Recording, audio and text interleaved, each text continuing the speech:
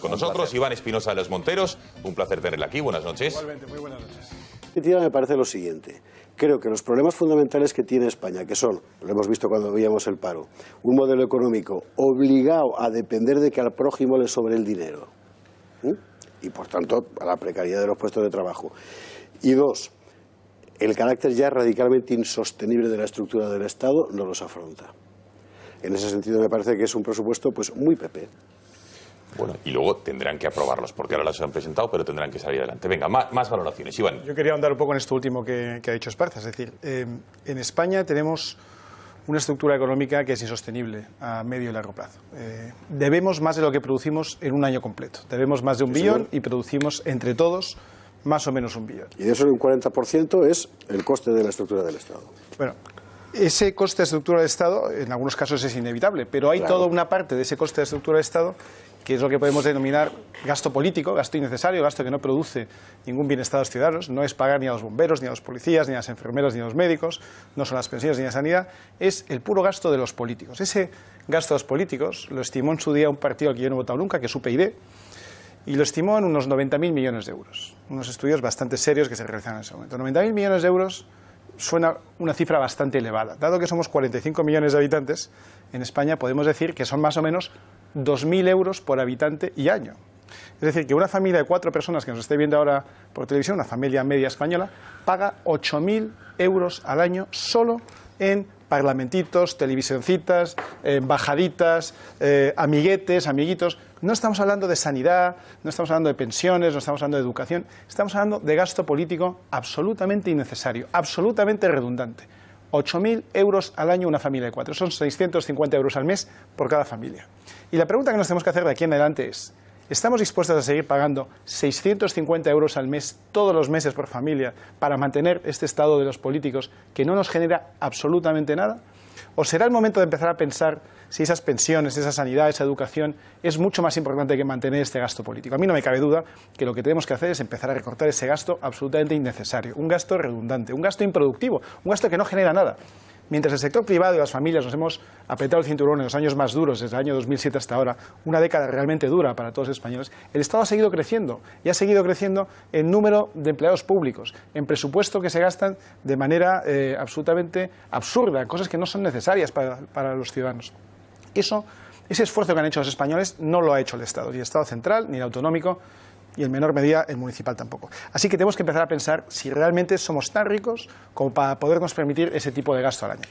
¿Y por qué digo esto? Porque entre otras cosas tenemos un problema de pensiones que acabo de escuchar en la entrevista anterior, que se ha dicho con una ligereza que a mí me parece fascinante. Se ha dicho que la hucha de las pensiones se va a quedar en unos 7.000 millones de euros a final de año. 7.000 millones de euros no da ni para un mes de pensiones. Ni para un mes de pensiones. Y si además emitimos 10.000 millones de deuda, sobre 7.000 millones que tenemos de hucha para pagar las pensiones, lo que estamos diciendo en realidad es que tenemos 3.000 millones negativos. O sea que debemos, no tenemos ni para un mes, debemos cada mes todas las pensiones de España. Para que nos hagamos una idea, lo que se está haciendo en el Estado español, este sistema piramidal de que las pensiones de hoy se pagan con las cotizaciones de hoy, eso en el sector privado se llama estafa. Y en Estados Unidos le pone el nombre de Madoff y va a la cárcel. Si Madoff operara en España se llamaría Sistema de Seguridad Social. En España eso nos parece normal, pero eso es una estafa. Es una estafa a los cotizantes de hoy y es una estafa a los pensionistas de mañana.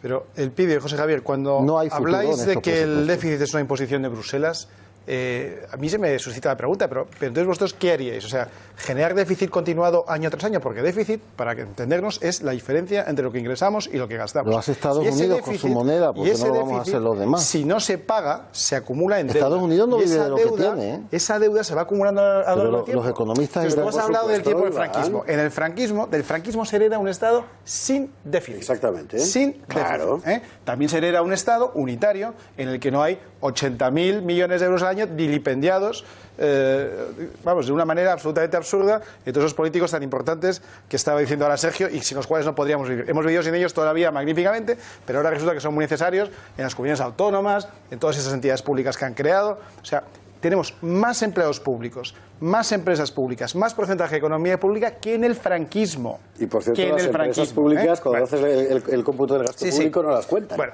y entonces estamos diciendo, por un lado, que queremos emitir más gastos sin ingresos, es decir, que debemos tener más déficit, y por otro, que tenemos trabajadores pobres. Claro que tenemos trabajadores pobres. Tenemos trabajadores pobres porque hoy en día tenemos muchos mileuristas. Y los mileuristas no son más que 2.000 euristas después de ser atracados por el Estado. ¿Por qué un mileurista? Es un señor que a su empresa le cuesta 2.000 euros.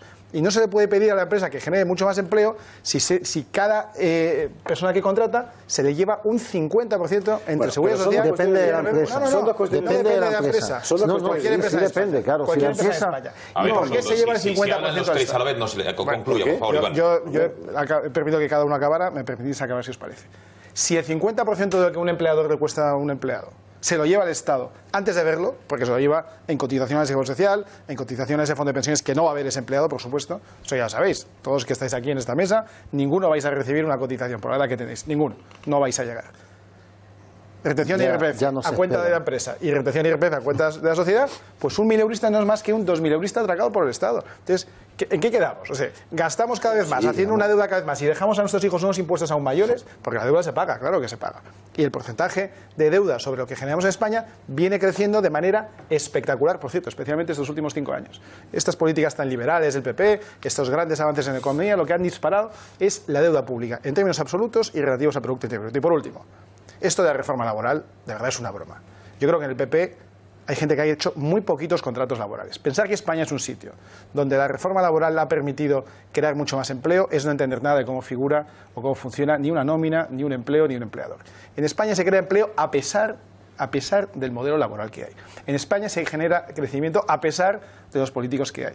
Y en España, como no somos tampoco héroes todos ciudadanos, se van creando unas condiciones que para el futuro nos están condenando, que son esa cifra de deuda, esa cifra de pensionistas que no vamos a poder pagar y todas esas condiciones que vamos dando una patada para adelante y que no nos importa porque es déficit, es deuda, es un fondo de pensiones que no se puede pagar y se acaba pagando, señores, y si no lo pagamos nosotros, lo pagarán nuestros hijos. Que Podemos es el enemigo, eso lo piensa cualquier español de bien, Podemos es el enemigo de España, o sea, no es que sea el poder el enemigo del PSOE. Yo estoy de acuerdo que PP puede ser rival, el PSOE puede ser rival y nos podemos pelear aquí mucho y nos pelearemos. Pero Podemos es el enemigo, o sea, Podemos es el enemigo de todo lo bello, como dicen en Irak los kurdos. Es el enemigo de España. Entonces, así va a empezar yo, Iván, ahí vamos a estar de acuerdo. Podemos no es el enemigo del PSOE, es el enemigo de todos. Bueno, yo sí estuve una temporada sin beber Coca-Cola, pero no por esto, sino porque Coca-Cola, no la embotelladora, sino la matriz, tenía en España un presidente que a muchos medios de comunicación les gusta mucho, me parece muy simpático, pero que era Marcos de Quinto, que es un auténtico cristófobo, y es un tío absolutamente impresentable, y que en redes sociales se dedicaba a insultar a la gente. Lo peor de lo peor, la oligarquía sin alma, un ejemplo rarísimo. Ahí sí que estuve yo sin beber un tiempo. Pero luego me convencieron estos, luego pudo más el boicot de estos tiparracos, y entonces decididamente volví a ver Coca-Cola y lo sigo consumiendo, y al verlo de hoy voy a consumirlo todavía con más ganas, ¿no? Porque realmente he pedido, perdona, pero estos sí que son enemigos de España. Y cuando has dicho antes que lo de Venezuela no puede suceder en España, yo te contaré que mi suegro siempre decía, mi suegro que vivió en Cuba, que en Cuba se decía, cuando llegó Fidel, no, que Fidel no es comunista, esto no es Rusia, ¿eh? En Venezuela se decía hace poco, cuando yo tenía amigos venezolanos que se iban, yo vivía en Estados Unidos y venían a Estados Unidos, decían, no, Venezuela sobrevivirá, Venezuela no es Cuba, ¿eh?